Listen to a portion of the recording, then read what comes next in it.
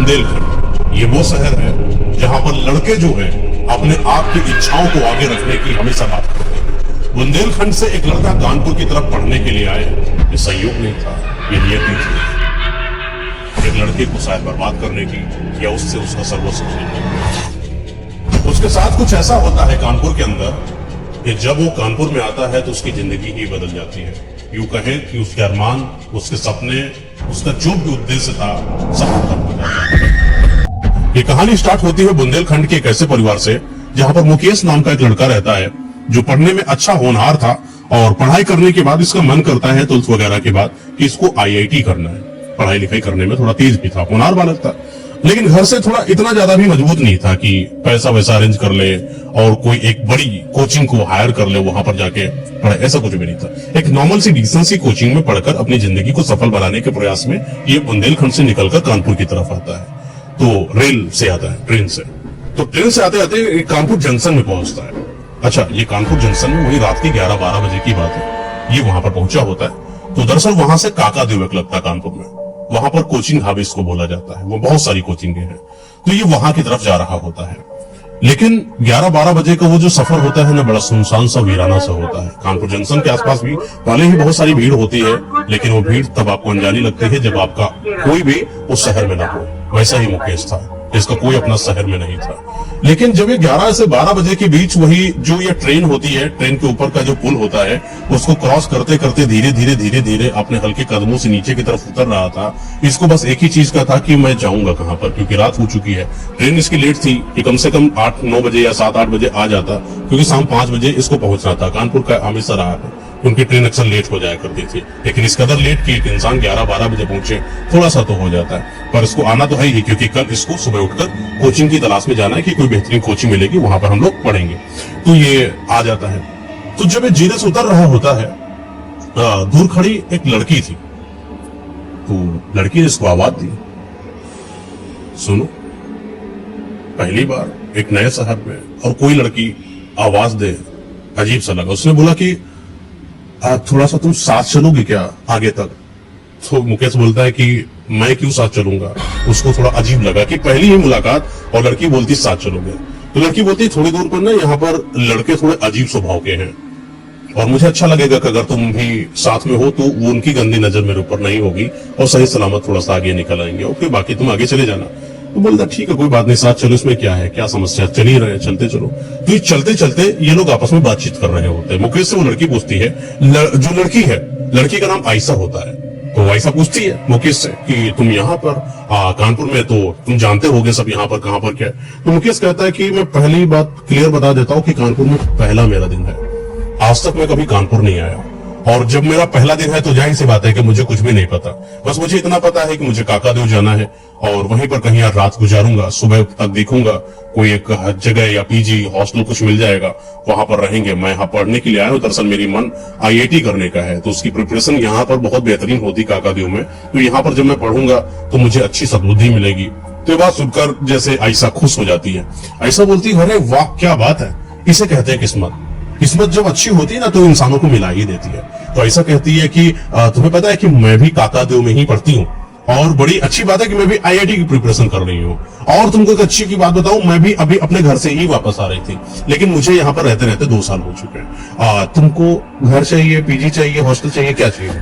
तो बोलता है कि मुझे तो बस एक ठिकाना चाहिए, एक ऐसी जगह जहां पर मैं आराम से रह सकूं, बस इससे ज्यादा मेरा क्या चाहिए। मुझे मैं पढ़ने आया हूँ, मैं सीधे घर का एक अच्छा लड़का हूँ, बस मुझे पढ़ाई करने से मतलब है, बाकी मुझे कुछ भी मिल जाए तो कोई दिक्कत नहीं। तो ऐसा कहते कि एक काम करो ना, तुम मेरा जो हॉस्टल है, हॉस्टल जैसा तो नहीं है, मतलब एक घर जैसा है, वहां पर बहुत सारे लोग रहते हैं आसपास, पूरी कॉलोनी जैसी बनी हुई है और उस कॉलोनी के अंदर अगर तुम चाहो तो रह सकते हो। मेरे ही संपर्की है एक, आप इतने 1-2 साल से रह रही हूँ तो जाहिर सी बात लोग मुझे जानने लगे हैं और तुम मुझे मिल भी गए हो। कितनी किस्मत अच्छी है कि दोनों लोग एक ही जैसे मिले, काका देव में पढ़ते हैं और एक कोचिंग है मेरी, वहां पर मैं तुम्हें बता दूंगी, अच्छी कोचिंग है, वहां पर तुम आराम से पढ़ने जाना और चाहो तो रात में आज तुम वहीं रुक जाओ, या फिर वहां पर मैं बात कर लूंगी, जो वार्डन से ऑनर्स होते हैं तुमसे मैं बात करा दूंगी, आपस में बात कर लेना, कोई दिक्कत नहीं।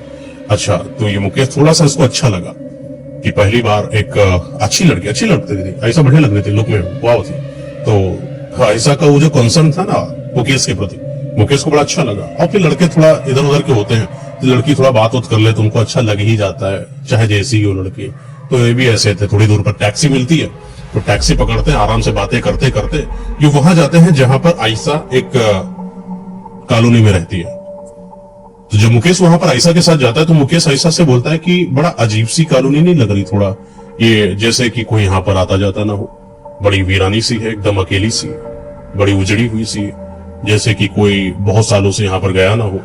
तो ऐसा कह रही कि तुम पागल हो, लगता है कि तुमने कोई ऐसी दुनिया देखी नहीं, यहाँ पर सब फैक्ट्रियां वैक्ट्रियां होती हैं और यहाँ पर इतने लोग आते जाते हैं कि कोई किसी को मतलब नहीं, कोई ना सफाई करता ना कुछ। मैं तो रहती हूँ ना यहाँ पर, मैं कुछ चुड़ैल थोड़ी ना हो जो यहाँ पर इन लोगों के बीच में रह रही हो, आराम से रहती हूँ, आराम से तुम यहीं पर चलो मेरे साथ, कोई दिक्कत वाली बात नहीं। तो ऐसा कहती है कि चलो एक काम करो, ज्यादा मत सोचो, वरना ज्यादा सोचोगे तो सब दिमाग यही खाली हो जाएगा, फिर कल क्या तैयारी करोगे, आखिर थक के आए हो, चलो मैं तुम्हें दिखाती हूँ। अच्छा, ये लेकर जाती है, कमरा नंबर 3 होता है, एक कमरा नंबर 7 होता है। तो कमरा नंबर 7 में दरअसल आयशा रह रही होती है। तो आयशा बोलती है मुकेश से कि एक काम करो, ये कमरा नंबर 3 है, ये खाली है और बड़ी अच्छी बात है कि मेरे ही पास चाबी है। मेरी एक दोस्त थी जो मुझे छोड़कर, मतलब कि इस कॉलोनी को छोड़कर चली गई है क्योंकि उसकी तैयारी हो चुकी, घर में कोई बात हो गई थी, तो उसने इस कमरे को खाली कर दिया है। अगर तुम चाहो तो इस कमरे में रह लो, मैं जो है यहाँ के जो ऑनर है मैं उनसे बात कर लूंगी सुबह तक, और मेरे पास चाबी है तो रहने की कोई दिक्कत नहीं, ये लो चाबी मैं खोल देती हूँ। और रही बात अगर बात वत करने की भी कि क्या बात करनी है, पैसा कितना होगा, किराया कितना होगा, इसकी भी कोई चिंता नहीं, मैं उनसे बात कर लूंगी, मैं उनको बोल दूंगी कि मेरे खास संपर्की है, वहां पर रहते हैं। अच्छा, एक कॉलोनी में कोई ऐसा नहीं था, हॉस्टल होता है, आप लड़के लड़की एक साथ नहीं रह सकते, लेकिन कॉलोनी में क्या ही दिक्कत किसी को। तो वो जो कमरा वहां पर बना हुआ था ना, बड़ा अजीब सा थोड़ा सा था। तो ये वहां पहुंचता है, कमरे को ओपन कर देती है वो, और कमरा जैसे खोलता है तो देखा कि वहां पर हल्की हल्की सी लाइट है, और लाइट जैसे पुराना छोटा बल्ब होता है वो लगा हो, बिजली आ रही थी, और बिजली आए हुए बल्ब में हल्की हल्की सी रोशनी। वहां पर बेड रखा हुआ था, तो बेड के बगल में थोड़ा सा रोशनदान टाइप का जो अपना होता है लाइट, वैसे जलाता है, और बेड पूरा खाली होता है, दूर दूर तो कुछ होता नहीं है क्योंकि वहां पर कोई सामान नहीं था, सारा सामान इन्हीं को रखना है। बैक कोने में वहां अलमारी बनी है, अलमारी पर रख देता है, और बगल में ही वॉशरूम है, और बगल में एक किचन है। वॉशरूम में जाता है, तैयार होता है, तैयार होने के बाद किचन की थोड़ा सा इधर उधर देखता है कहां पर क्या, हालांकि 1-2 कटोरियां रखी हुई थी जो शायद वो लड़की जो रहती थी यहाँ पर वो छोड़कर गई होगी, और बाकी कुछ खास था नहीं। कुछ कैलेंडर्स लगे थे, कुछ वहां पर आईआईटी प्रिपरेशन में जो फॉर्मूला होते हैं उनकी कुछ लिस्ट विस्ट लगी थी। इससे देखकर ये लग रहा था कि जरूर यहाँ पर कोई पढ़ती थी या पढ़ता था, जो भी था। तो वो बेड पर आराम से लेट जाता है, रात वहीं पर गुजारता है। अच्छा, वो जो लड़की थी आयशा फिर से बीच में दरवाजा खटखटाती है और मुकेश से बोलती, देखो तुम यहाँ पर आराम से रहना, मैं पानी की बोतल लेके आई थी तो तुम इसको पानी अपने पास रखो, पी लेना, और थोड़ी ही दूर पर मैं रहती हूँ, कमरा नंबर 7 है मेरा। कॉलोनी में कमरे बने हुए थे, हालांकि घर जैसा नहीं था, पूरा प्रॉपर कमरे थे। तो बोलती कमरा नंबर 7 में मैं रहती, कोई समस्या हो तो यहाँ पर आना, बस इस चीज का ध्यान रखना कि यहाँ बेफालतू में चिल्लाना नहीं, कूदना नहीं। और इतने सारे जो कमरे बने हुए हैं, बहुत सारे कमरे थे वहां, कम से कम नहीं तो 50-60 कमरे थे। बोली कि किसी कमरे को बेवजह खटखटाना नहीं, और अगर तुम खटखटाते हो तो बड़ा गलत हो जाएगा, क्योंकि इस कॉलोनी के अंदर जो भी इंसान रहते हैं बड़े सभ्य तरीके से रहते हैं, और अगर कोई ऐसा इंसान उनको दिखाई पड़ता है जो उनको अभद्रता जैसा महसूस कराए या थोड़ा अजीब सा हो, फिर वो उनको निकलवा देते हैं। तो मैं नहीं जानती, मैंने तुम्हें एक जगह दिला दी है, इस पे आराम से रहो, किसी का दरवाजा बेवजह मत खटखटाना, और तुम्हारा भी दरवाजा कोई खटखटाए तो बेवजह मत खोलना। मैं होंगी तो कोड वर्ड अपना उसने बताया कि मैं जब तक ये ना बोलूं तब तक तुम वो दरवाजा मत खोलना। ये बात मुकेश को समझ में आई। रात भर सोता है, सुबह उठा तो सुबह उठकर जैसे ही वो उठता है तो देखता है कि बड़ा लेट हो गया, वही 9 से 10 बज गया आसपास। जल्दी उठने की आदत थी 6-7 बजे की। अच्छा, जब आप 4 बजे आसपास सोए हो तो जाहिर सी बात है कि आपकी नींद भी देर में ही खुलती है। 9-10 बजे उठता है तो देखा कि वहां पर जो वातावरण था बड़ा अजीब सा था, जैसे कोई किसी को किसी से मतलब ही ना हो। अजीब से आदमी थे जो आगे की तरफ सर करके हाथों को आगे लाकर सीधे चले जा रहे हो और किसी से कोई बातचीत ना कर रहे हो। थोड़ी देर के बाद आयशा आती है मुकेश के कमरे में और मुकेश से बातचीत करती, बोलती कि अच्छा एक बात है कि वही 12 से 2 बजे की बीच मेरी क्लासेस है, तो मैं 2 घंटे के लिए जाती हूँ, बाकी मैं पूरा दिन यहाँ पर रहती हूँ। मेरी एक दोस्त है शीला नाम की, वो भी मेरे साथ ही रहती है, तो कभी तुम्हें कोई जरूरत हो तो इन 2 घंटों के अलावा तुम कभी भी मुझे बुलाओगे, मैं आ जाऊंगी। तो तुम यहाँ पर आराम से रहो और तुम जा सकते हो कोचिंग ढूंढने के लिए, चाहो तो मैं तुम्हारी मदद कर सकती हूँ। तो मुकेश बोलता है कि यार पहले दिन कोई लड़की मिली है और पहले ही दिन इतनी मदद ले ली जाए तो सही नहीं है। मुकेश कहता है कोई बात नहीं, आप जाइए, मैं यहाँ पर मैनेज कर लूंगा। तो मुकेश उठता है, पूरा तैयार होता है, कपड़े उपड़े बदलता है, नहाता धोता है। नहाने धोने के बाद अच्छा थोड़ा सा अजीब सा तो था ये नहीं कह सकता था कि वो कोई बहुत अच्छा जगह मिल गई थी। लेकिन किराए की जब बात हुई या कुछ हुई तो उसने बोला था ऐसा ना कि इसकी टेंशन मत लो, मैं हूं ना, ज्यादा पैसा हो तो मुझे दे देना, बस मैं ही समझो ऑनर हूं, मैं ही समझो वार्डन। ये अपना बोलती है और वहां से वो तो निकल गई। अच्छा, अब ये उठकर निकलता है काकादेव के लिए। काकादेव में था तो, लेकिन इतनी नजदीक नहीं था, थोड़ी सी दूरी पर था। तो कोचिंग के पास जाता है, वहां कुछ ब्रोकर्स होते हैं, वो मिलते हैं, कोई कोचिंग में भेजता है, कोई नामांकन करा देता है, कोचिंग इसको सही सलामत मिल जाती है, जितने पैसों की इसको उम्मीद थी उस पैसे में इसको कोचिंग में मिल जाती है। बड़ी अजीब सी बात है, कोइंसिडेंस कहें या क्या कहें, उस कोचिंग में, जिस कोचिंग में इसका दाखिला होता है, उसी कोचिंग में वो लड़की आयशा भी पढ़ रही होती है। एक क्लास सिर्फ उसकी होती है, शायद वो फिजिक्स केमिस्ट्री में से कोई तो पढ़ने आई थी, ये मुझे पूरा अंदाजा नहीं है। कोई क्लास कोई विषय का लेती है और वहां पर पढ़ती है, तो उसी समय खाली 1 घंटे के लिए, बाकी वो समय नहीं पढ़ती। और अगला जो घंटा होता है वो कहीं और पर पढ़ती थी, यानी 12 से 2 के बीच की जो बात है। तो इस बीच में इनकी बात सेट होती है। रोज पढ़ाई करने जाता, अपने दोस्त यार से मिलता। ये 3 क्लासेस लिया हुआ था, तीनों अलग अलग, तीनों जगह पर जाता, समय बीतता जाता, अपना पढ़ाई करता, अपने घर आता, वही वाले कमरे में खाना पाना बनाता, नहाता धोता, आराम से रहता। तो कभी कभी वो आयशा इसके कमरे में आती, कभी ये आयशा कमरे में जाता, तो कभी ये लोग वहां पर टेरिस था, वहां पर जाकर बात करते हैं। तो कभी कभी बातें करते करते छत पर निकल जाते हैं। वो था कमरों का जो छत होती, बहुत सारी मिली होती, लंबी छत होती, कभी छत पर टहलते तो कभी कहीं टहलते। तो एक बार बोला कि आयशा से कि तुम्हारी फ्रेंडें कभी नहीं दिखाई पड़ती, कहाँ रहती हैं साथ में? तो बोलती कि वो अक्सर पढ़ाई करती है और पढ़ाई करने के बाद वो सीधा अपने कमरे में चली जाती। एक्चुअली थोड़ा शर्मीली है ना वो, इसलिए वो बात नहीं करती किसी से। फिलहाल उसको छोड़ो, तुम मुझसे बात करो और बताओ कैसे हो, सब बढ़िया, घर में कौन कौन, ये सब अपना बातें चलती रहती है। मुकेश लगभग से लगभग 6 महीने हो जाता है और ऐसे ही अपनी जिंदगी को गुजार रहा होता है। मुकेश और आयशा का ये आना जाना, ये मिलना, धीरे धीरे दोस्ती गहरी होती जाती है। वो दोस्ती वो प्यार में बदलती कब चली गई पता ही नहीं चला। धीरे धीरे मुकेश भी आयशा के लिए पॉजिटिव होता चला गया और आयशा का किसी और से बात करना ये मुकेश को पसंद नहीं आता। तो आयशा से बातों बातों में बोलता कि तुम जो है उससे बात मत किया करो, मैंने तुमको देखा है कि तुमने आज सूरज से बात करा, बड़ा अजीब सा लड़का है, तुम्हें तो पता ही है ना कि मैं तुमसे प्रेम करता हूँ, और जब मुझे तुमसे प्रेम हो चुका है तो फिर तुम्हें किसी और से बात करने की कोई जरूरत नहीं। ये बात आयशा जैसे ही सुनती बड़ी प्यार से मुस्कुराती और उसकी आंखों में आंखें डालकर बोलती, बाबू अभी तुम बड़े नहीं हुए, थोड़ा बड़े हो जाओ, अभी तो जीवन जीना है, अभी से रोक टोक कर रहे हो तो शादी के बाद क्या करोगे? अपने बच्चों को ऐसे रोकोगे क्या?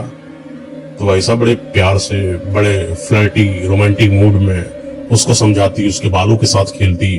मुकेश भी बैठे बैठे कभी छत पर गोदी में ऐसे बैठ जाता, उसको लैप में गोदी में से बिठा लेता और प्यार से उसके गालों को सहलाते सहलाते बातें किया करता और उसके बालों के साथ खेलता रहता, बड़ा अच्छा उसको लगता।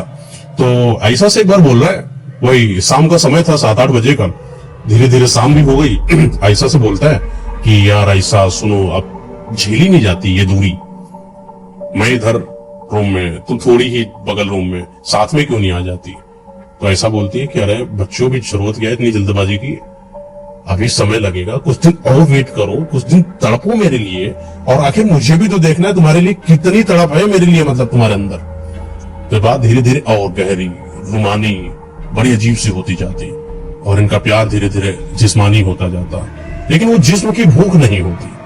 रोमांस करना, बात करना, किस करना, यहां तक तो चलता, लेकिन पता नहीं क्यों जब ये छत पर जा रहे होते हैं और जब ये किस कर रहे होते हैं, और किस करते दौरान जब लड़की, वो जो आयशा, उसका चेहरा पीछे की तरफ होता और इसका चेहरा आगे की तरफ होता, जब ये गले हग लगाए होते, तो उसको दिखाई पड़ता कि कोई एक आदमी है जो किसी दूसरी बिल्डिंग से झांक रहा है इसको, बड़े अजीब तरीके से। क्यों झांक रहा है कुछ पता नहीं। तो अक्सर आयशा बोलता है, पता नहीं यार कौन आदमी है उस बगल वाली बिल्डिंग से, जब हम लोग आते हैं तो वो झांकता रहता है, अजीब सा आदमी है, ये भी कोई बात है? अरे अपना घर देखो, दूसरे का देखने की क्या जरूरत है? तो ऐसा बोलती है कि कोई बात नहीं, यहाँ बहुत सारे ऐसे लोग होते हैं जो ऐसी हरकतें करते, कभी इन पर ध्यान मत दो और अपनी पढ़ाई पर ध्यान दो। ये दोनों लोग आपस में बात कर रहे होते हैं और फिर बात करते करते नीचे उतर जाते हैं। एक दिन की बात है कि मुकेश जो अपनी कोचिंग में था, तो मुकेश के दोस्त यार मिलते हैं। तो मुकेश के दोस्त यार बोलते हैं कि भाई कहाँ रहते हो तुम? तो बोला यही थोड़ी दूर पर है, काकादेव है, इसी के आगे थोड़ा एक जगह है, वहीं पर मैं रहता हूँ। तो उसमें से उसका जो दोस्त था सुजीत बोलता है कि यार एक काम करो ना, आज साथ में रुकते हैं आज। तो सुजीत से बोलता, पागल हो क्या, साथ में थोड़ी ना रुकेंगे, वहां पर मैं और जो है आयशा रहते हैं। सुजीत बोलते, आयशा ये कौन है? ये तुम्हारे साथ रहती है? अच्छा, ये जो सुजीत था उसके सेशन का नहीं था, जिस स्टेशन में आयशा वगैरह भी आती थी पढ़ने। तो सुजीत बोलता है कि अरे ले चलो ना, तो क्या हुआ कि मतलब कि जो आयशा है कौन है, जैसे कि पत्नी है, गर्लफ्रेंड है, कौन है तुम्हारी, माँ है, क्या है, बहन है? तो बोलता नहीं नहीं मेरी गर्लफ्रेंड है। गर्लफ्रेंड? वो भी तुम्हारी? देखने में तो तुम एकदम लल्लू से लगते हो और तुम्हारी गर्लफ्रेंड है, कभी बताया नहीं तुमने, इतने दिन हो गए, आज पता चल रहा, बताओ भैया जी। शादी वादी हो रखी बिल्कुल। थोड़ा सा उसको टीच करता है और सुजीत बार बार उससे कहता है कि मुझे लेकर चलो। तो मुकेश कहता है कि अच्छा तुम इतना बोल रहे तो एक काम करते कल चलें। सुजीत बोलता है आज चलो ना, ज्यादा तुम्हें ऐसी बात हो कि गर्लफ्रेंड से मिलना तो मैं नहीं देखूंगा नहीं, लेकिन आज तुम्हारे साथ रहूंगा, आज मुझे मेरा मन है कि मैं तुम्हारे पास चलूं। तो सुजीत मुकेश से बोलता है चलो चलो, मुकेश भी राजी हो जाता है और मुकेश और सुजीत जो है चलते चलते, पैदल की रास्ता है, इतनी दूर जाने की नीड ही नहीं, तो चलते चलते वहां पर पहुंचते हैं जहां पर मुकेश का घर है, यानी कि जहां पर वो रह रहे हैं। तो सुजीत दूर से देखता है कि मुकेश तुम यहां रहते हो इतनी गंदी जगह पर, और इस जगह पर, ये कोई जगह है, यहां पर कोई रहता भी है क्या? पागल हो गया, दिमाग ठनक चुका, मत ले जाना है, मत ले जाओ यार, क्या मतलब तुम दूसरी जगह दिखाकर मुझे कहीं और लेकर जा रहे हो, अपनी जगह लेकर चलो जहां तुम रहते हो, मुझे इधर उधर मत लेकर चलो, मैं जानता हूं कि तुम मुझे नहीं ले जाना चाहते हो तो इधर उधर दिखा रहे हो नाटक। तो सुजीत कहता है कि मतलब सुजीत से मुकेश कहता है कि ऐसा नहीं है, तुम पागल हो, तुम तो मेरी बात नहीं मान रहे, मैं यही रहता हूं। तो सुजीत कहता है ऐसा कैसे हो सकता है, माना कि तुम यहां पर रहते होगे, चलो मैं तुम्हारी बात मान भी लूं, मैं बहुत समय से रहता हूं कानपुर में, बचपन मेरा कानपुर से था। अच्छा वो लोकल लड़का था सुजीत, कानपुर का, बचपन मेरा कानपुर में गुजरा है और मैं बचपन से जानता हूं यहाँ के बारे में। ये वो जगह है जहां पर आज तक कोई नहीं आया।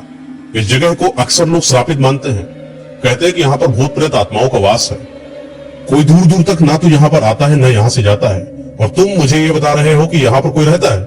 यहाँ पर ये इतनी वीरान सी, इतनी खोखली सी, इतनी जर्जर सी जो ये बिल्डिंग से दिखाई पड़ रही है, ऐसा लग रहा है कि कोई पुराना जो गवर्नमेंटेड हॉस्पिटल जैसे खत्म हो चुका हो और वैसा बना हुआ, तुमको ये लग रहा है यहाँ पर रहने वाली जगह है?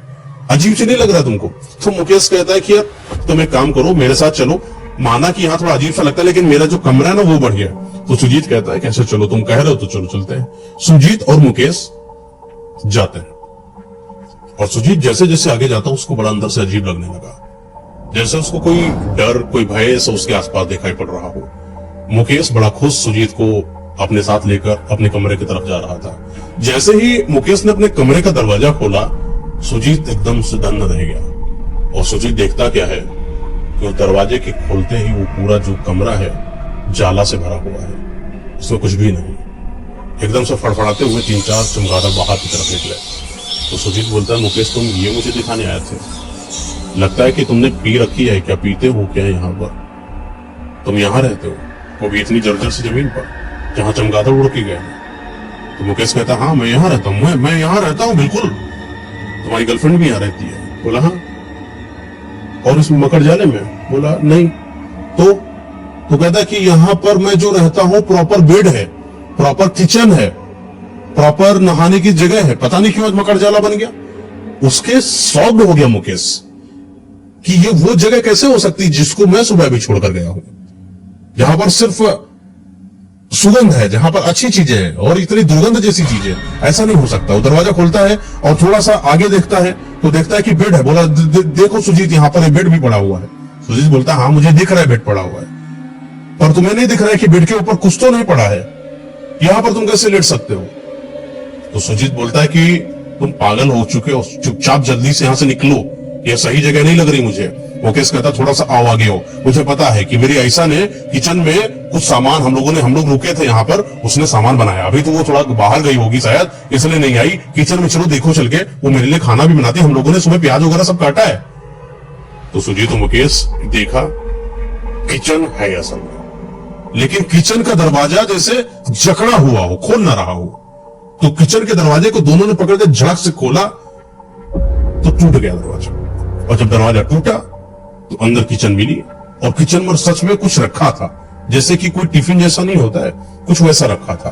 और जैसे ही मुकेश ने उस टिफिन को खोला एकदम से इतनी गंदी बदबू आई कि दोनों ने अपनी नाकों को बांध के वहां से भागे। मुकेश को कुछ समझ में नहीं आया कि आखिर हुआ तो हुआ कैसे हुआ, ये क्यों हुआ, मुझे समझ में नहीं आया। तो मुकेश कहता है सुजीत से कि सुनो, थोड़ी दूर पर मेरी गर्लफ्रेंड का भी रूम था, जो कि मेरी गर्लफ्रेंड मेरे ही कमरे में रहने लगी थी, वहां पर लेकर चलता हूं। और वो दरवाजा खटखटाता है और जैसे ही दरवाजे पर ठक ठक ठक ठक ठक मारता है, पता चलता है कि वहां से कई सारे दरवाजे खुलते हैं, 50 से 60, और हर दरवाजे से कोई एक इंसान, बहुत सारे इंसान सफेद सफेद कपड़ा पहने, आंखें बिल्कुल एकदम सफेद सी, जैसे कि उनमें कुछ ना हो, बाल एकदम खड़े खड़े से, और सारे के सारे लोग इन दोनों की तरफ भागते भागते चले आ रहे हैं। ये वो मंजर था जो सुजीत और मुकेश के लिए पहली बार ऐसा था कि जैसे कि भूत प्रेत आत्माओं से भरा हुआ वो पूरा साम्राज्य हो और वहां पर दूर दूर तक कोई ना हो। ये वहां से भागे, वहां उस वाले दरवाजे से कोई नहीं निकला। उस दरवाजे से भी निकलता है तो सिर्फ एक ऐसा ही सफेद कपड़ा ओढ़ा हुआ एक बुजुर्ग सा, और ये वहां से भागते भागते बाहर की तरफ आते हैं। और जैसे ही बाहर की तरफ आते हैं, जो दरवाजा होता है मेन बिल्डिंग का, उसको बंद किया और बाहर तरफ आए। सुजीत और मुकेश की सांसें बहुत तेज चल रही थी। सुजीत बार बार मुकेश से बोल रहा था, मैं तुमको बोल रहा था कि वो जगह सही नहीं। तो मुकेश बोला, मैं तुमको खुद बोल रहा था कि मैं यहाँ पर रह रहा था, लेकिन मैं खुद शौक में हूं कि आज इसका ये हश्र कैसे हो गया। और मुकेश और सुजीत आपस में बात करते करते हड़बड़ाए हुए आगे की तरफ जा रहे थे। सुजीत बार बार मना कर रहा था और मुकेश बार बार इस चीज के लिए हाँ कर रहा था कि वहां पर कुछ ना कुछ तो था, मैं वहां रहा हूं। आखिर 6 महीने तक ये जो मुकेश था ना, अब आपके साथ अगर हो जाए ये हालात, तो सोचने पर कोई भी इंसान मजबूर हो जाए कि 6 महीना मैं कहीं पर रहा, अच्छी जिंदगी, एक अच्छी लड़की और अच्छा खाना पीना, रहने की व्यवस्था पूरा, और एकदम से सब खत्म, मकर जाले में बदल गया, सब तब्दील हो गया भूत प्रेत आत्माओं में। ये वो मंजर जैसे सपने से कोई कम नहीं, एकदम से आया और सब खत्म दुनिया। कहां गई ऐसा जिससे मैं इतना प्रेम करता था? कहां गया वो घर, कहां गया वो कमरा, कहां गया वो बेड? हर चीज मुकेश को बार बार याद आ रहे थे। मुकेश ने सुजीत का हाथ पकड़ा और बोला, रुको। यहाँ बगल में सामने बिल्डिंग थी, उस बिल्डिंग से एक अजीब सा आदमी हम लोगों को घूरता था। जब हम दोनों लोग एक दूसरे से गले लगते थे तो मेरी निगाहें अक्सर उससे मिल जाया करती थी, और उसकी निगाहें इतनी विकराल थी कि वो लगातार हम लोगों को देखती, और मैं इस बात के लिए हमेशा शिकायत करता आयशा से कि पता नहीं कौन इंसान है जो बार बार जब हम लोग इस तरीके से क्लोज आते हैं तो वो घूरता पता नहीं क्यों है। चलो एक बार चलते बात करते उससे। तो सुजीत कहता है, चलो इतना तो करा ही लियो, अब जिंदगी की लंका लगा दी तुमने, अब बच्चा ये भी तुम्हारा देख लेते हैं सच्चाई है कि नहीं।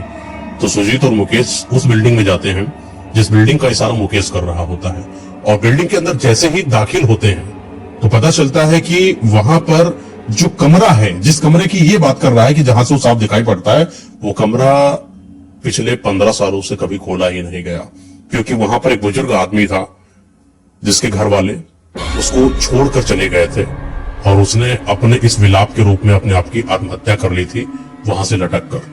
और लटकने के बाद कहा जाता है कि वो जो कमरा है, उस कमरे से उस बूढ़े की आत्मा अक्सर लोगों को प्रताड़ित करती थी। इस वजह से वहां के जो ऑनर थे उन्होंने इस चीज को डिसाइड करा। उनके कई सारे जो ग्रह तांत्रिक और पूजा पाठ पंडित लोग होते हैं उनसे बात करके कई सारी सिद्धियां, कई सारी चीजों को संपन्न कराकर, विधियों को संपन्न कराकर उस कमरे को बंधक कर दिया था। और बंधक रूपी कमरे का बस एक ही उद्देश्य था कि उसको खोलने का कोई मतलब है नहीं, वहां पर आत्मा है, आत्मा आएगी तो बेवजह परेशान करेगी। लेकिन मुकेश और सुजीत का वो बार बार कहना, बार बार आग्रह कहना कि ऐसा कुछ हुआ था, और मुकेश इस तरह कदर रो रहा था, इस कदर परेशान हो चुका था कि उनके ऑनर ने थोड़ा सा अपना जो दिल था उसको नरम करा और उस दरवाजे को खोला। लेकिन दरवाजा जैसे ही खोला जाता है तो सच में वहां पर ऐसा लग रहा था कि जैसे 15 सालों तक कोई ना वहां पर गया हो। मकर जाले लगे हुए थे, पूरा का पूरा जो फर्निश्ड फर्नीचर था वो सब एकदम जैसे दीमक लग गया हो। अजीब सी जो सीलन होती है, सीलन की सिसियांत जो होती है वो आ रहे थे। वहां पर बहुत गंदी बदबू आ रही थी। और वो सुजीत और मुकेश और वहां के 1-2 और आदमी जब उस बालकनी की तरफ जाते हैं जहां से मुकेश ने इशारा करा था कि यहाँ से एक आदमी हम लोगों को देखता था, वहां से देखते हैं तो सच में वो वही जगह उसको दिखाई पड़ती है जो मुकेश जहां पर रुकता था। ऐसा मुकेश का मानना है, ऐसा मुकेश कह रहा था। और ये बातें जैसे जैसे मुकेश और सुजीत के सामने प्रस्तुत हो रही थी वैसे वैसे चीजें और ज्यादा गंभीर हो रही थी, क्योंकि अब मुकेश अपने आप को संभाल नहीं पा रहा था। एक तो प्रेमी, ऊपर से बिछड़ने का दर्द और रियलिटी का खो जाने का दर्द, और ये सब क्या है? क्या मैं भूत प्रेत आत्माओं के साथ रह रहा था? क्या सच में ऐसा है कि नहीं है? ये बहुत सारे सवाल उसके मन में चल रहे थे। आखिर जिसकी बाहों में मैंने अपनी रातों को गुजारा है, वो रातें क्या बंजर थी? क्या आत्माओं के साथ गुजरी? क्या बहुत क्वेश्चन, बहुत परेशानियां जो मुकेश अपने ऊपर झेल नहीं पाया, तो सुजीत ने बोला एक काम करो, तुम मेरे साथ चलो और मेरे यहाँ पर रहो। ठीक है, अच्छा, सुजीत और मुकेश एक साथ रह रहे थे, लेकिन सुजीत की जो फैमिली थी ना, वो कहने लगी 1, 2, 3, 4 दिनों के बाद कि पता नहीं यार किस इंसान को तुम लेकर आए हो यहाँ, दोस्ती यार एक लिमिट तक रखा करो, बाहर तक रहती है सही लगती है, घर के अंदर ऐसे इंसान का आना और जो पैरानॉर्मल एक्टिविटी, जो भूत प्रेत आत्माओं से इतना सघन हो चुका हो और उसको अपने घर पे लेकर आ रहा हो, पता नहीं कोई अनहोनी हो जाए क्या होगा। अपने घर में बहन भी है तुम्हारी, कोई बात अगर ऊंच नीच हो जाए, सही नहीं रहता, इसको बाहर निकाल दो। तो सुजीत ने बातों बातों में मुकेश से कहा कि एक काम करो मुकेश, यहाँ थोड़ी ही दूर पर एक घर है, वो घर किराए पर उठ रहा है, अगर तुम चाहो तो वहां पर ले लो, बड़ा अच्छा घर है, कोई दिक्कत वाली बात नहीं, और 2 मंजिल का घर है, उस घर में कोई आता जाता भी नहीं है और पूरे परिवार के बीच में है, तो तुमको डरने की कोई जरूरत नहीं, तुम वहां रुको और हम लोग वहां पर आया जाया करेंगे, तुम पढ़ाई पर ध्यान दो, बहुत हो गया ऐसा, कब तक लड़की के पीछे पड़े रहोगे, पढ़ाई पर ध्यान दो, अपना सब कुछ सही हो जाएगा। मुकेश सुजीत की बातों में आ जाता है और उस कमरे को ले लेता है, यानी उस घर को ले लेता है। 2 मंजिल का घर है, किराया इतना कोई खास नहीं, बहुत हल्का से किराया, शायद सुजीत के कोई संपर्की वाली थे जिन्होंने इस घर को दे दिया था, एहसान के तौर पर रख लो या चाहे जो, लेकिन किराया बहुत सस्ता था। मुकेश भी खुश था, मुकेश की जो जिंदगी थी वहां बड़ा अच्छा लगने लगा उसको, पता नहीं क्यों, जैसे वहां से इसको यहाँ ज्यादा अच्छा लगने लगा। थोड़े दिन समय बीतता है, रहते रहते और ज्यादा ये अपने नए घर की तरफ अपना प्रेम जो है बना लेता है। जब आप एक जगह रहते हो तो आप थोड़ा सा वहां पर कंफर्टेबल हो जाते हो, ऐसा ही मुकेश होता चला जा रहा था। अच्छा, पता नहीं क्यों जब ये रात में सोता तो अक्सर बार बार इसको कुछ दिखाई पड़ता। 15 दिनों के बाद मुकेश को अपने ही कमरे में किसी के होने का एहसास होता, जैसे कि जब कोई ना होता, जो दरवाजा होता है, दरवाजा हल्का हल्का सा खुलता और वहां से जैसे कुछ चमकती सफेद आंख इसको देख रही हो। ये मुकेश जब इस चीज को देखता तो उसको बड़ा अजीब सा लगता, उसको लगता है कि शायद जो मेरे सपने में है या जो मेरी यादाश्त में है या वो मंजर जो है जो मैंने देखा था, शायद वही रिपीट हो रहा है। तो कभी मुकेश इस चीज पर भरोसा नहीं करता और आंख बंद करके सो जाता। अक्सर मुकेश को इन सारी चीजों को देखने को मिलता। मुकेश को पता नहीं क्या हुआ कि लगभग अभी 18-20 दिन ही नहीं बीते थे वहां पर रहते रहते, इसको कुछ चीज आभास होने लगी, जैसे कि कोई किसी के रोने की आवाज, जैसे कि ये जब अकेला होता और उस घर की छत पर जाता ये देखने के लिए कि वो जहां पर रहता था वो कितनी दूर है, और जब उसकी निगाहें वहां पर जाती उसको सिर्फ आयशा याद आती, और जब ऊपर से नीचे की तरफ आ रहा था, एक दिन की बात है, तो ऐसा लगा जैसे जीने के पीछे से कोई एकदम से निकला हो और इसके कंधे के पास हाथ रखकर पीछे पीछे मतलब नीचे की तरफ उतर रहा हो, और जैसे ही इसने अपने कंधे पर उस हाथ के स्पर्श को महसूस करा तो वो स्पर्श जैसे बड़ा जाना पहचाना सा हो, इसको लगा कि जैसे वो सच में आयशा हो।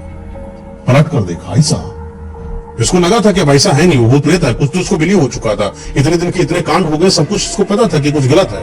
पलट कर देखा तो आयशा, लेकिन वो आयशा थी ही नहीं, वो तो कोई और था। उसकी अजीब सी आंखें, तीखे से उसके दांत, वो सड़ा सा पूरा शरीर, लंबे लंबे से बाल। तो आवाज आती है कि मेरे बालों से नहीं खेलोगे मुकेश, तुम तो बहुत खेलते थे, आज मेरे बालों से नहीं खेलोगे मुकेश। और ये बोलते बोलते मुकेश को एक धक्का देती है वो, और मुकेश जीने से खड़बड़ाता नीचे गिर जाता है, उसकी चोट भी लग जाती है, हल्का सा बेहोश भी हो जाता है, जिस वजह से अपने आप को संभाल नहीं पाता।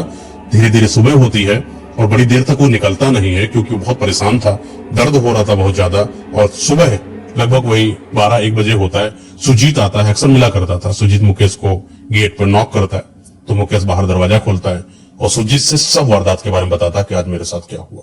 सुजीत पहली बात तो बिलीव नहीं करता, बोल रहा है कि तुम्हारे साथ कुछ दिक्कत है, इसका तुम इलाज करा लो, या तो तुम एक काम करो, कुछ दिनों के लिए गाँव हुआ जाके, जब तुम कुछ दिनों के लिए गाँव हुआ जाके ना, तो कुछ चीजें हैं, जब अपनों के साथ बैठोगे तो चीजें सही हो जाएंगी। तो मुकेश कहता है कि ठीक है, बात तुम्हारी भी सही है, बहुत दिनों से मैं यहाँ परेशान हूँ और अजीब अजीब सी चीजें मुझे इस घर में आभास होती हैं। कभी किसी के रोने की आवाज आती तो ऐसा लगता कि जैसे कोई एक लड़की हो जो स्पर्श करती, मुझे ऐसा सी लगती, लेकिन जब पलट कर देखता तो उसकी अजीब सी आवाज, आंखें। अच्छा, मुकेश डरता नहीं था, ये इसके अंदर खासियत थी। भूत प्रेत आत्मा ये चुड़ैल देखता और नजर से नजर मिला लेता था।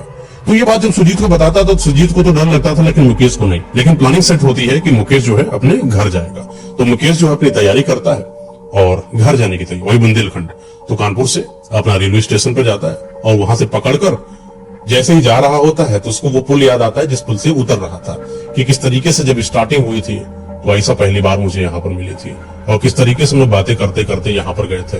वो यादें एक प्रेमी के दिल में जब आती हैं तो उसको रोने पर मजबूर कर देती हैं। रोता रोता ट्रेन के अंदर चलता चलता अपने घर की तरफ जाता है।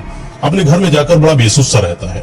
एक ऐसा लड़का जो बड़ा हंसमुख सा था आज बड़ा बेसुध सा रहने लगा।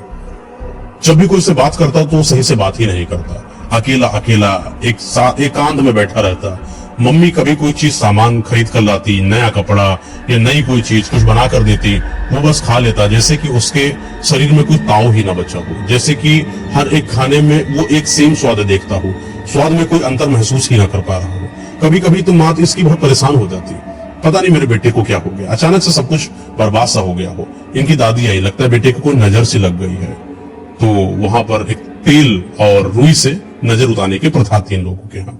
तो तेल को रुई में ऐसा डिप करा और ऊपर उतारा तो वैसे आग लगाई, तो टप टप टप टप जो खून है वो मतलब वो कड़वा तेल है वो नीचे जब गिरेगा तो उसको काला नहीं होना चाहिए, लेकिन वो बार बार काला हुआ जा रहा था। इससे ये चीज साक्षात प्रकट हो रही थी कि जरूर उसके साथ कुछ तो गलत हुआ है। कुछ दिनों के बाद इन्हीं के घर में जो कुछ बाबा लोग होते हैं जो पूजा पाठ करते हैं उनको दिखाया गया। तो एक वहां महात्मा जी थे जो इनके घर में आते जाते थे। उन महात्मा जी का कहना था कि तुम्हारे बेटे मुकेश के साथ कुछ गड़बड़ है, कोई ऐसी चीज है जो इसके साथ है। हालांकि कोई आत्मा नहीं है पर किसी गहरी याद में ये डूबा हुआ है, कोई ऐसी याद जो इंसानी नहीं है, कोई ऐसी याद जो रूहानी है, बहुत अजीब सी है। इनकी अजीब अजीब सी बातों को सुनकर इनके दादी और उनकी मां, उनके पिताजी बड़े घबराए। बोले कि बाबा ये आप जो बता रहे हैं ये क्यों बता रहे हैं और ये क्या बता रहे हैं, मुझे तो खुले शब्दों में बताएं कि आखिर हुआ क्या है। तो महात्मा जी ने बोला कि मैं अगर साफ शब्दों में बोलूंगा तो तुम समझ नहीं पाओगे और समझ गए तो तुम सह नहीं पाओगे। तो बोले हुआ क्या? बोले तुम्हारे बेटे के साथ किसी अजीब सी शक्ति का साया है जिसने इसके ऊपर अपना अधिकार जमा लिया है और वो नहीं चाहती कि मुकेश कभी सही हो पाए और अपनी जिंदगी में से चला जाए। वो उसको बड़ा प्रेम करती है और प्रेम में होकर ये आत्मा उसको पाना चाहती है और धीरे धीरे तुम्हारा बेटा मुकेश उसके आगोश में आ रहा है और समय के साथ इसकी जो ये धड़कन है रुक जाएगी। इसका ज्यादा लंबा समय नहीं है और जब ये धड़कनें रुक जाएंगी तो ये तुम्हारी मुकेश की आत्मा को निकाल कर अपनी दुनिया में लेकर चली जाएगी। ये बात सुने जैसे ही माँ बाप रोने लगे और अपने मुकेश अपने बेटे के प्रति इतना प्रेम पैदा हो गया कि बोले कि एक काम करते हैं, इसको मैं संभाल के रखूंगी, कभी बाहर नहीं जाने दूंगी। तो महात्मा जी से बोलते कि कोई काम करा जा सकता है क्या, कोई क्रिया हो। महात्मा जी ने बोला कि हाँ क्रिया एक है, लेकिन उस क्रिया में दंपति जो होते हैं वही भाग ले सकते हैं। ऐसा नहीं कि कोई सिंगल आदमी। अगर इसकी किसी से शादी करा दी जाए और वो शादी करी हुई लड़की अगर इसके वाम पक्ष में बैठकर उस क्रिया को संपन्न करती है तो सच बताओ कि इसके बचने के चांसेस हैं। और वो लड़की अगर मांगलिक हो तो बड़ा बेहतरीन है। तो बोले ठीक है, एक ऐसी लड़की की तलाश करी जाती है जो मांगलिक लड़की हो जिससे इनकी शादी कराई जाए। हालांकि मुकेश अपने आयशा के प्रेम में इतना प्रेम में है कि उसको कोई और खूबसूरत से बड़ा खूबसूरत लड़की उसको रास नहीं आ रही थी, लेकिन फिर भी घर वालों का प्रेशर और दबाव इतना था कि मुकेश ने बोला कि चलो ठीक है, आप शादी कराना चाहते हो तो मैं हाँ करता हूँ, पढ़ाई बाद में देख लेंगे, शादी हो जाए पहले। तो एक शादी के यहाँ जाया जाता है, मतलब एक लड़की वालों के यहाँ जाया जाता है। तो जैसे ही जाते हैं चाय पानी पीते हैं, खाना पीना खाते हैं, जो भी अपना होता है मिलने मिलने एंगेजमेंट के तौर पर। तो उस लड़की से जो जिससे शादी होने वाली है, किसकी, मुकेश की, तो बोले कि जाओ एक दूसरे से आपस में बात कर लो जाके, और कोई बात हो तो एक दूसरे को शेयर कर लो और पसंद हो तो वही एक दूसरे के साथ रहना। तो मुकेश और वो लड़की एक बंद कमरे में एक दूसरे के साथ जाने वाले थे। तो मुकेश उस लड़की के साथ जाता है तो वहां पर देखता है कि जैसे दरवाजा खोलती है उस दरवाजे पर एक बड़ी सी फोटो लगी होती है और उस फोटो को जैसे ही मुकेश देखता है वो जैसे सन्न रह जाता है, क्योंकि सच में वो फोटो आयशा की थी, वो लड़की जिसको वो बड़ा प्रेम कर रहा था। तो एकदम से उसकी जो जबान है वो लड़खड़ा जाती है और सामने वाले जो लड़की थी उससे पूछते हैं कि ये किसकी फोटो है। तो लड़की बोलती है कि ये मेरी दीदी थी, हालांकि अभी इस दुनिया में नहीं है, लेकिन कानपुर गई थी एक वक्त पढ़ने के लिए, किसी से प्रेम करती थी और प्रेम में किसी इंसान ने इनके साथ धोखा किया और जहां पर ये रहती थी वहां पर ऊंची एक बिल्डिंग से कूदकर इन्होंने जान दे दी थी। मेरी दीदी ने सब कुछ खो दिया था और आज मेरी दीदी इस दुनिया में नहीं है। ये बात जैसे ही इसको पता चलती मुकेश को, ये पागल सा हो जाता है और ये वहां से भागता है और तुरंत अपने घर में छुप कर बैठ जाता है। और उसको जैसे पता चल जाता हो कि जैसे आयशा के साथ जिसके साथ मैं रह रहा था वो सच में दुनिया में नहीं थी, मैं किसी आत्मा के साथ ही प्रेम व्यवहार कर रहा था। ये कमरे में बैठकर एकदम से रो रहा था। अच्छा, इसके घर वाले क्योंकि एकदम से भागा था तो पता नहीं चला ये क्यों भागा, क्या है बात, क्या लड़की से बनी नहीं है, क्या है। तो लड़की बोलती है कि पता नहीं क्यों उसने देखा वो फोटो और वहां से भाग गया, मुझसे बात ही नहीं हुई। तो घर वाले पीछे पीछे इसके घर तक आए तो देखा कमरे में जो है चुपचाप बैठा सिसक सिसक कर रो रहा है। और अजीब सा बर्ताव कर रहा है, जैसे कि इसके अंदर वो मुकेश हो ही ना, कोई और है इसके अंदर। अजीब सी आवाज है, बहुत तेज रोने की आवाज है। रोने में जैसे कभी कभी इसकी किसी लड़की की आवाज आती है, तो कभी लड़के की आवाज आती है। जैसे बार बार कह रहा हूं कि मुझे ले चलो कानपुर, मुझे कानपुर ले चलो, मुझे वहीं पर ले चलो, मुझे यहाँ पर नहीं रहना है। और ये बात पूरे कमरे में गूंजती। बगल के जो मोहल्ले वाले थे उन तक आवाजें जाती। मोहल्ले वालों में इस चीज की भनक लग गई कि जरूर इनके घर में कोई काला शक्ति है, कोई तो गड़बड़ है, कुछ तो अजीब है। इनके घर वाले बड़े परेशान हो गए, बोले कि अब करा क्या जाए, लड़का बर्बाद हो रहा अपनी आंखों के सामने। तो तांत्रिक को बुलाते हैं। ये तांत्रिक बड़े ही विख्यात तांत्रिक हैं। ये वो तांत्रिक है जो बड़ी से बड़ी आत्मा को अपने कंट्रोल में ले सकते हैं, कुछ भी कर सकते हैं, किसी को भी रोक सकते हैं, किसी को भी बांध सकते हैं। मारण क्रिया में बड़े निपुण तांत्रिक थे। वो जैसे ही इनके घर के आसपास पहुंचते हैं, उनको आभास हो जाता है कि इस घर में कोई एक ऐसी आत्मा है जो बहुत ही विकराल है। और जैसे ही घर के अंदर पहुंचते हैं, इनके घर वाले मिलते हैं, तुरंत बोलते हैं कि ये समझ लेना कि तुम सबकी जिंदगी बर्बाद होने वाली है। ये अंदर जो है तुम्हारे कमरे के, ये सिर्फ तुम्हारे बेटे की आत्मा नहीं है, पूरे 70 लोगों की आत्मा इसके अंदर आती जाती है। पूरा एक आत्माओं का झुंड तुम्हारे बेटे के अंदर है। और इन आत्माओं का झुंड कोई नॉर्मल आत्माओं का नहीं है।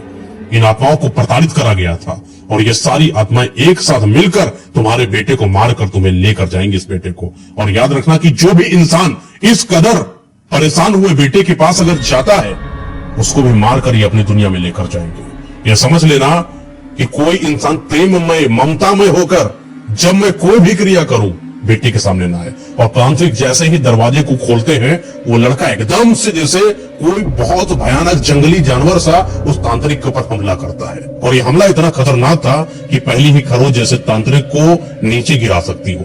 एकदम से तांत्रिक बिल्कुल गिर गया। वहां के जितने लोग थे सब इधर उधर की तरफ भागे। और ये लड़का वहां पर जो इसका बैग रखा हुआ था उसको पकड़ता है, न तांत्रिक की सुनता है न अपने माँ बाप की सुनता है, उस बैग को उठाकर भागने लगता है। हर एक इंसान इनके जो परिवार का था उसको पकड़ने की कोशिश करता है, लेकिन ये रुकता नहीं है। ये भागता भागता भागता भागता भागता अपने वहां पर आता है जहां पर रेलवे स्टेशन है, और उस रेलवे स्टेशन पर बैठ जाता है। इसकी स्पीड इतनी तेज कि उस स्पीड को कोई नाप पाए, वो उसके बराबरी ना कर पाए। उस भागती हुई स्पीड से ट्रेन को पकड़कर वो कानपुर के अंदर आ जाता है। और जैसे ही तांत्रिक को यहां से आभास होता है कि लड़का वहां पर पहुंच चुका है जहां पर से उस आत्मा ने इसके ऊपर अपना आघोष बनाया था, वो तांत्रिक इनके घर वालों से बोलता है कि बेटा तुम्हारा कानपुर पहुंच चुका है। और सब लोग तैयारी करना चालू कर देते हैं कि चलो अब कानपुर।